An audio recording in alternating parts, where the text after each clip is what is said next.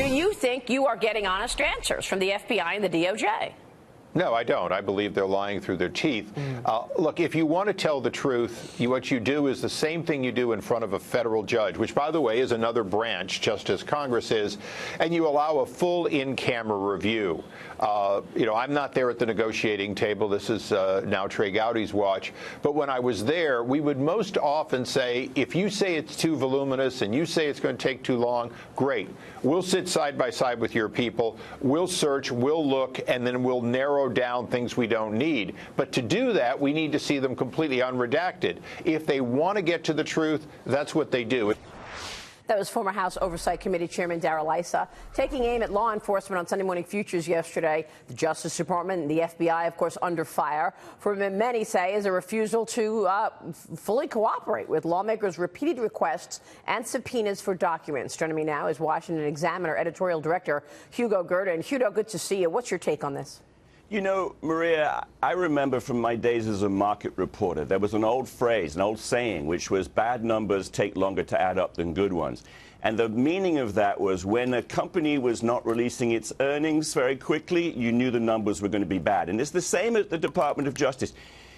The fact that it's foot dragging, the fact that it's taken a year to get some information and some information still isn't out means that they have something to hide and they don't want to bring it out. And I think that Congressman Issa is absolutely right, that they're dragging their feet and they're actually thinking toward maybe the midterm elections. If they can drag this out long enough, then the Congress perhaps is taken over by the Democrats and the Democrats don't ask the questions. That's exactly what they're hoping. It looks like. Drag this all the way to November. Maybe you get a change of hands there and then you're not going to hear another word about this. Devin Nunes will say that, look, once we see what's in those documents, it's like a mic drop. I'm done. The American people will understand exactly what went on here. Do you think there ever will be accountability? Yeah, I think ultimately there will be accountability. The momentum has gathered, and people are becoming more and more aware that the way in which the investigation of President Trump's campaign, the whole Russia investigation, that there are very serious problems with that. The way that the application was made to the FISA court to snoop on Carter Page, it looks like perhaps it was based either purely on the Russia dossier, which was unverified, or perhaps now in the last week it's become suggested that it might have been based also on an actual spy used by the Obama administration to snoop on the campaign.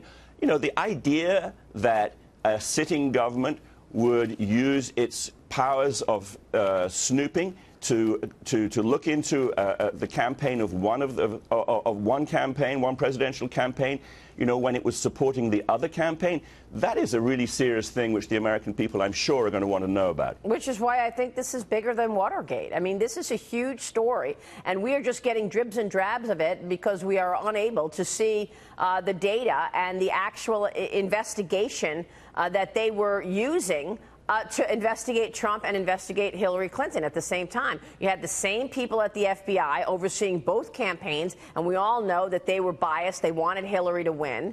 So it just makes the FBI and the DOJ look terrible in terms of a massive abuse of power. Yeah, look, I don't know how big this is, but it certainly smells. And I think that once you've got that sort of stench coming out of the DOJ, you know that there's some house cleaning to go on. Mm-hmm. Exactly where it goes, none of us really knows except the people in the DOJ. But it's Congress's duty, it's constitutional duty to oversee the executive branch. The requests being made by Chairman Nunes, Chairman Grassley, the other chairman of the investigating committees are entirely legitimate, and they have a constitutional right, not just a right, but a duty to get to the bottom of this. And I think that they're determined to do it. What about the IG report? That, of course, is forthcoming. We are expecting that within the next couple of weeks. Will that give us more information in terms of what went on here? We know that the last IG report recommended criminal charges against Andrew McCabe, the number two guy at the FBI. Right. I mean, the number two guy at the FBI, as you say. I mean, Mr. Horowitz is a very thorough investigator. He's respected on both sides of the aisle. He's not regarded as a partisan. He will get to the bottom of this, or he will get to the bottom at least of some of this. I don't think that there's, I mean, I can't guess or forecast whether there'll be more criminal charges recommended. But I'm sure that when the report comes out, there will be substantial things in there that the Department of Justice and the FBI didn't want to have released, and which both Congress and voters and the public are going to think, so those things were covered up for a period of a year and a half, 2 years, and it's not going to be pretty. Meanwhile, you have Robert Mueller's investigation crossing the line. I mean, let's call it what it is. We know what T.S. Ellis, the Judge Ellis, said. There's an op-ed in the Journal this morning. Mueller's investigation crosses the legal line, referring to Judge T.S. Ellis expressing skepticism about the scope of the special counsel's investigation. And he says what we don't want in this country is anyone with unfettered power. And it looks like that's exactly what the special counsel is doing, trying to just find something on Donald Trump. Wherever it goes, he's just trying to take the president down. Yeah, there was a period, a point in the hearing a week or so ago, and where the judge, Mr. Mueller's team said something to the court, and the judge just expressed almost disbelief. He said, "Come on, man." It was one of those kind of points where you think, my goodness, there's such a gulf between what a federal judge is saying and what the federal investigator is saying.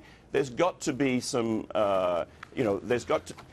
It suggests, as you say, that the Mueller team is really stretching the limits, and that it's what's happening now is that the federal court is beginning to think, right, this is going too far. Yeah, and I think what's happened in terms of the change over the last 6 months or so is that the American people understand now what has taken place, and they understand that the 2016 election created an enormous amount of bias, and you did have the federal government tipping the scales. It didn't work. Donald Trump still won, but they certainly did everything they could to change the results of a presidential election, which is actually pretty incredible. Hugo, thanks very much for weighing in. We appreciate it. Thanks very much. We'll see you soon. Hugo Gurdon joining us there.